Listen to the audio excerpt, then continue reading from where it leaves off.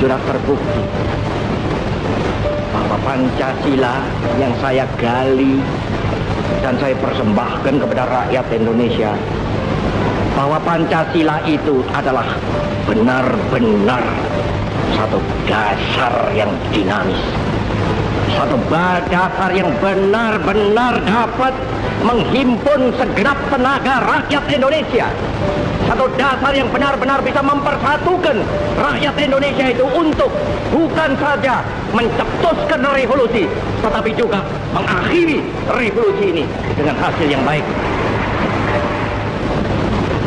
Maka aku adalah sebenarnya utusan, wakil daripada revolusi Indonesia. Revolusi Indonesia ini bukan revolusi Soekarno, tetapi revolusi daripada seluruh rakyat Indonesia, dari Sabang sampai Merauke. Tanah air ku tidak lupakan,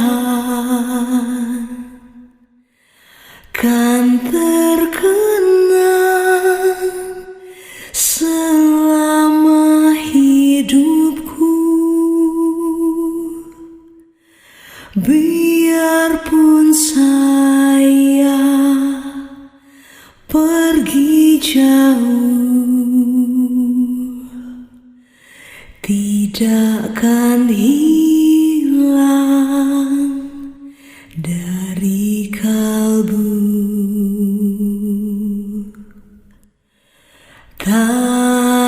Tanahku yang ku cintai,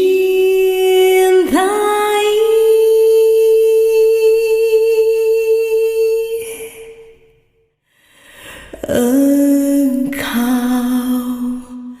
ku hargai.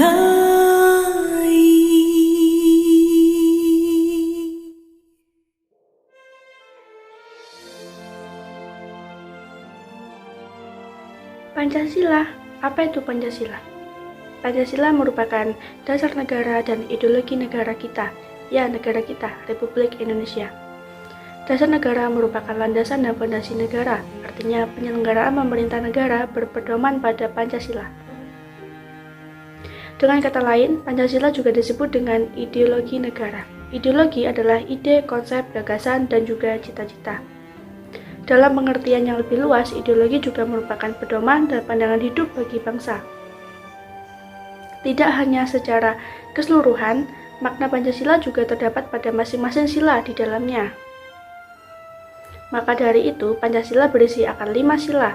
Sila pertama hingga sila kelima memiliki makna dan contoh penerapan yang berbeda-beda, namun saling berkesinambungan.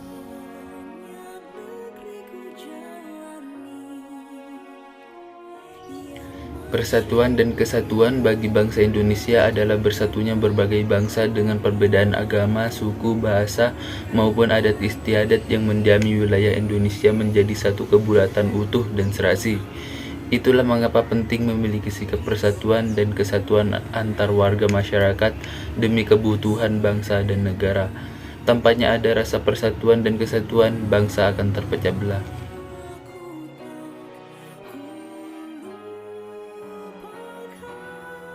Pancasila diyakini sebagai jiwa seluruh rakyat Indonesia, sebagaimana telah tercantum dalam Undang-Undang Dasar 1945. Berkat adanya Pancasila sebagai nilai kesatuan dan persatuan bangsa dan sebagai semangat bangsa, gangguan yang mengguncang atau mencorengnya keutuhan dan kesatuan bangsa dapat diselesaikan dengan cepat. Sila ketiga Pancasila merupakan sila yang paling menggambarkan nilai kesatuan dan persatuan tersebut. Namun bukan berarti sila yang lainnya tidak menggambarkan kesatuan, seperti yang berbunyi di sila pertama yaitu ketuhanan yang Maha Esa. Dalam sila ini menunjukkan bahwa Indonesia dan tidak hanya memihak atau memikirkan satu agama saja, melainkan agama lain juga berhak. Begitu pula dengan sila kedua yang berbunyi kemanusiaan yang adil dan beradab. Dalam sila ini dimaknai bahwa bangsa Indonesia tidak membeda-bedakan satu sama lain, semua sama sebagai warga negara Indonesia.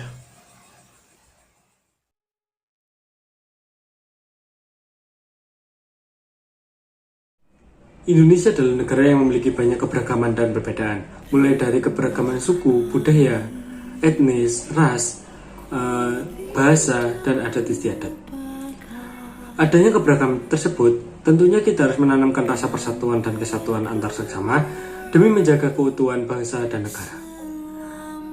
Tanpa adanya rasa kesatuan dan kesatuan, maka kita akan mudah untuk terpecah belah.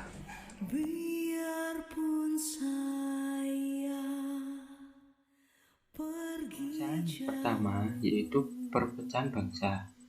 Perpecahan bangsa ini dampaknya tidak hanya persatuan dan kesatuan, adalah karena setiap individu atau kelompok merasa memiliki kepentingan sendiri dan tidak memperdulikan orang lain.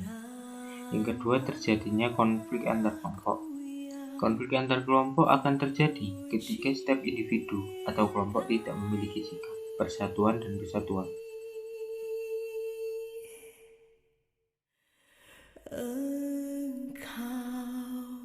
Untuk solusinya kita harus tahu kelemahan dan kelebihan masing-masing. Dengan cara itu kita bisa mengetahui dan saling melengkapi. Kemudian kita bisa membentuk persatuan dan kesatuan dari hal itu.